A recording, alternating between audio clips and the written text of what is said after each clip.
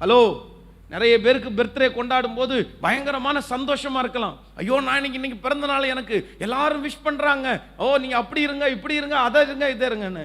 ஆனா உண்மையிலே நான் சொல்றேன், பிறந்த நாள்ன்றது சந்தோஷமான நாள்ன்றதை விட பிறந்த நாள் துக்கமான நாள் தான். ஏன் ஏன் கேட்கல? 80 வருஷத்தை ஆண்டவர் கொடுத்திருந்தாருன்னா அதுல ஒரு வருஷம் குறைஞ்சிருச்சு. குறைஞ்சது சந்தோஷமா துக்கமா? ஆனா நீங்க எல்லாம் என்ன பண்றீங்க தெரியுமா? கேக் வெட்டி எல்லாரும் ஊட்டி விட்டுறீங்க. பயங்கரமான சந்தோஷம். அப்படியே செல்ஃபி எடுத்து அப்படியே ஃபேஸ்புக்கில் அப்லோட் பண்றீங்க. எனக்கு ஹாப்பி பர்த்டே, எனக்காக விஷ் பண்ணுங்க, எனக்காக ஜெபம் பண்ணுங்க. அப்படி சந்தோஷம் தான், ரொம்ப மகிழ்ச்சி, ரொம்ப சந்தோஷப்படுறேன். நான் என் பிறந்த நாளை நான் கொண்டாடுறதில்ல. இப்போ கடைசியாக போன வருஷம் மட்டும் பாஸ்டர்ஸ் 4 பேர் சேர்ந்து வந்து கண்டிப்பாக இந்த எனக்கே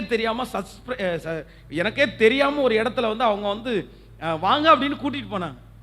சரி, இவங்க கூட்டிகிட்டு போகிறாங்க, இவங்க ஏதாவது சாப்பிடணும்னு நினைப்பாங்க நம்ம கூட அப்படின்னு நினச்சி உள்ளே போனால் எனக்காக ஒரு ரூமில் பெரிய கேக்கெல்லாம் வாங்கி வச்சு அவங்க சுற்றி எனக்காக பயங்கரமாக நினைச்சு கட் பண்ணாங்க. அதான் ஃபஸ்ட் டைமாக நான் வந்து பிறந்தநாள் கொண்டாடினேன். ஆனால் எனக்கு அதிலெல்லாம் பெரிய இன்ட்ரெஸ்ட் எல்லாம் எதுவுமே கிடையாது. ஏன் அப்படின்னா, ஒவ்வொரு பிறந்த நாளும் வரும்போது நான் என்ன நினைப்பேன் அப்படின்னு கேட்டால், ஆண்டவரே நீங்கள் கொடுத்துருக்கிற வருஷத்தில் ஒரு வருஷத்தில் குறைச்சிட்டேன், இந்த வருஷம் என்ன ஆண்டவரே செஞ்சேன். ஒவ்வொரு மாசமும் கடந்து போகும்போது அந்த மாசத்தை குறித்து யோசிப்பேன். ஒரு புது மாதம் வந்தது சந்தோஷமா இருந்தாலும், ஏற்கனவே இருந்த மாதத்துல என்னப்பா செஞ்ச? இந்த மாதம் பரிசுத்தமா வாழ்ந்தியா? இந்த மாசம் ஆத்துமா ஆதாயம் பண்ணியா?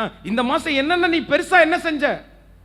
ஒவ்வொரு வருஷமும் கழியும் போது என்னுடைய இருதயம் துடிக்கும். 2019 வருஷத்துல ஐயோ 4 மாசம் வந்துட்டியாப்பா, 5வது மாசம் முடிய போகுதுப்பா, 5வது மாசத்துல நீ என்ன பெரிய பெரிய டார்கெட் என்ன பண்ணியிருக்கிற? இங்க இருக்கிற வாலிப தம்பிக்கும் தங்கச்சிக்கும் சொல்றேன், பரிசுத்தமா வாழ்றதற்கு மிக தேவையான ஒண்ணு என்ன அப்படின்னா, கர்த்தர் உனக்கு கொடுத்திருக்கிற நேரத்துல ரொம்ப பிஸியா நீ வாழ்ந்துரு. பிசாசுனுடைய மிகப்பெரிய பிளான், மிகப்பெரிய திட்டம் என்ன அப்படின்னா, 28 வயசு 30 வயசு வரைக்கும் ஏதோ ஒன்றை மட்டும் உன் கையில் அப்படியே கொடுத்துட்டு உன்னை அதையே யோசிக்க பண்ணி, உன்னை அதையே சிந்திக்க பண்ணி, அதுதான் உன் வாழ்க்கைன்னு நினைச்சு உன்னை உட்கார வைக்கிறான் பாருங்க. அதுல தாங்க பிசாசு ஜெயிச்சிடறான். இங்க இருக்கிற நிறைய பேர் கூட அப்படிதான் இருக்கிறீங்க. நிறைய பேர் அப்படி மாறிட்டீங்க. நிறைய பேரை பிசாசு உட்கார வச்சிட்டான். ஏதோ ஒன்ன கொடுத்து ஒன்ன உட்கார வச்சிட்டான். ஒரு சாதாரணமான போனை கொடுத்து உன் லைஃபே அடிமைத்தனம் பண்ணி உன்னை உட்கார வச்சிட்டான் பாரு.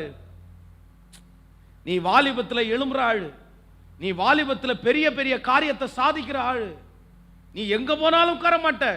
இந்த இடத்துல கூட 5 நாள் உட்கார்றதா ஆண்டவர் உனக்கு கொடுத்த மிகப்பெரிய கிருபைன்னு தான் நான் நினைக்கிறேன். ஆனா எங்கேயுமே உன்னை உட்கார வைக்க முடியாது. கல்யாண வீட்டில் உன அம்மா அப்பா உன்னை கூட்டிட்டு போனா கூட கிளம்பலாம் கிளம்பலாம் கிளம்பலாம் கிளம்பலாம் அப்படின்னு சொல்லுவேன்.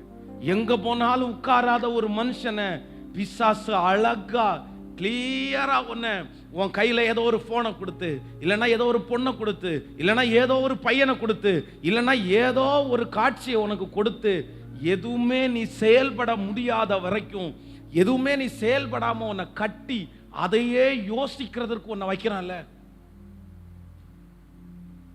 நான் கேட்கிறேன், மகன் என்னைக்கு தூக்கி போட போற? மகா என்னைக்கு தூக்கி போட போற?